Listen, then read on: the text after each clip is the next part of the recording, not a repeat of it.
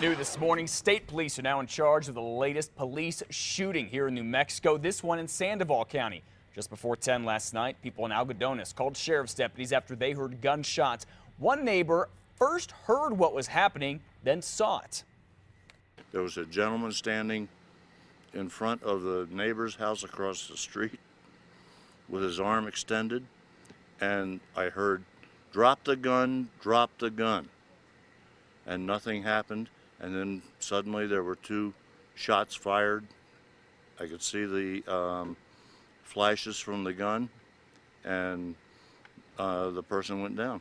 Dispatch sent a call out to deputies tonight of a subject that was firing shots here in Algodones. Deputies responded to the scene. As a result of the shots fired, the individual was transported to the local hospital, and then his condition's unknown. Investigators are not releasing the names of the deputy or the person who was hit.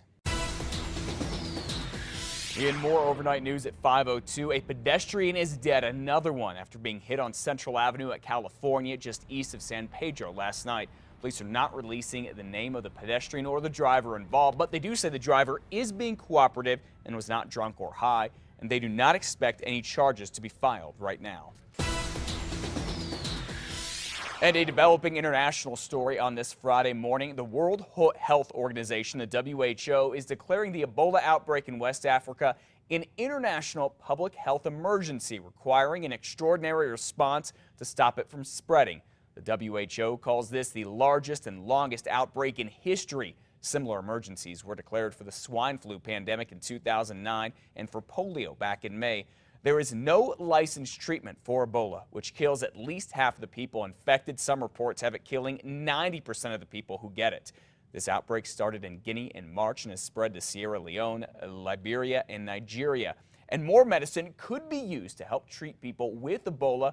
We're going to have an update on that coming up for you in about 10 minutes. The former police chief in Jemez Springs is in jail this morning on rape charges. State police have been investigating this case since January, and yesterday they finally made an arrest. Do you have anything to say about what happened? We're told she's 19 years old. What do you have to say for yourself? Former Sheriff Shane Harger here is now charged with kidnapping, 2 counts of rape and extortion. In January, when he was still chief, state police say Harger pulled over a car, but they have not said why. However, we have learned police found heroin inside. Another officer took 3 men inside that car into custody, while Harger took a woman alone. Sandoval County grand jury indicted Harger yesterday, saying Harger illegally detained the woman, touched her, then raped her, and threatened her with charges if she told anyone about it. She was released without being charged. Later in January, Harger argued with the TSA and APD at the Sunport while trying to fly with IDs with 2 different names. Then in February, the village council fired Mr. Harger, but did not say why. Harger is now at the Sandoval County Jail waiting to go to court. At 5:04, a man in Colorado went on a wild crime spree as deputies chased him and news helicopters hovered overhead. He's accused of holding up a family at gunpoint, stealing cars, and damaging property.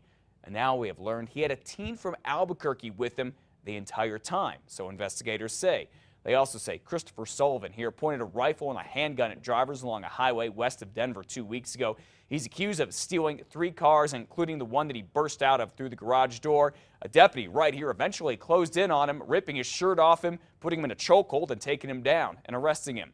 But Sullivan was not alone, investigators say, at the start of this 2-hour chase when he ran from police during a traffic stop. He was with a 17-year-old he met in Albuquerque 2 days earlier.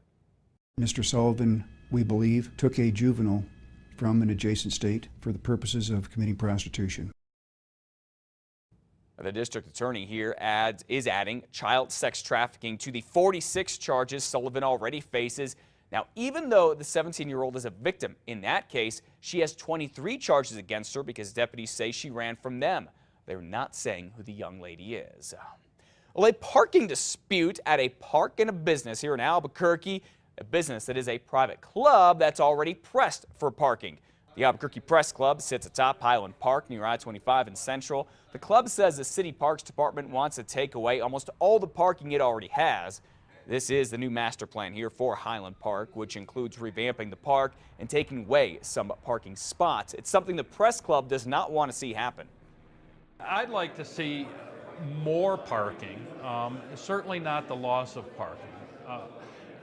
We provide a lot of services to the people of Albuquerque. The issue right now seems to be parking for the press club, but I think we can work that out. We're trying to make a walkable urban neighborhood.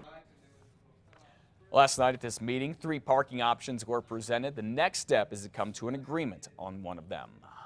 Well, 5:06 now, some state legislators are calling for a bill to open party primaries to independents here in New Mexico.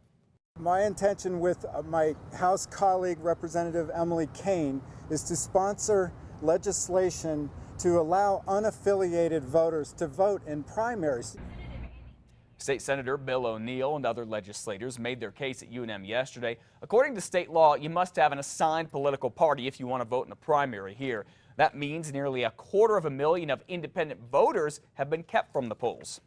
We have to acknowledge this is 20% of our registered electorate. They're unaffiliated. As a partisan, as a Democrat, we need to respect a person's choice not to declare a partisan affiliation. An independent voter, David Crum, and his lawyer filed a lawsuit against the state in June saying independents should be able to pick a party and vote in a primary and on Election Day. He hopes to take this issue all the way to the state Supreme Court. We'll let you know what happens. 6 months after startling reports that veterans died while waiting for medical appointments, President Obama has signed a bill he hopes will fix the Veterans Affairs Department. And we're instituting a critical culture of accountability. With the law, veterans can see a private doctor if they cannot get a timely appointment or if they live more than 40 miles from a VA facility. Although progress is being made, some veterans groups still think legislators need to go even further and demand accountability. Congress will be tempted to wipe their hands of this, go to the election day and say we've done our part. You've got to keep the heat on what happens next to make sure there's bigger reforms. With the reform bill, the VA secretary can also immediately fire senior staff who are performing poorly. One White House leader is set to be here in New Mexico to celebrate today. Interior Secretary Sally Jewell is set to tour the Valle de Oro National Wildlife Refuge here in Albuquerque. The refuge was approved back in 2012. It's a Southwest's first urban national wildlife refuge. The Federal Land and Water Conservation Fund pitched in more than $5.8 million to create it.